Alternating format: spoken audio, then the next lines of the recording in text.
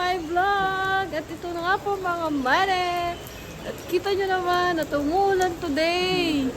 Bala ko sanang pumunta doon sa Mainland, kaya lang umuulan po talaga at hindi po ako makakapunta doon ngayon. At kukuhanin pa si Marcova doon sa parking niya at napakalakas po ng ulan, promise po.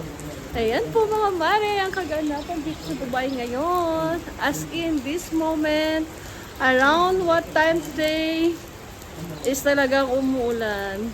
Promise po mga mare. At nandito po kami sa baba ng building namin para sana lumabas. Kaya lang hindi po makakalabas si Inday. At kita nyo naman po yung ulan. Ayan po. At yun lang for today's video mga mare. Thank you sa panunood. Bye! God bless!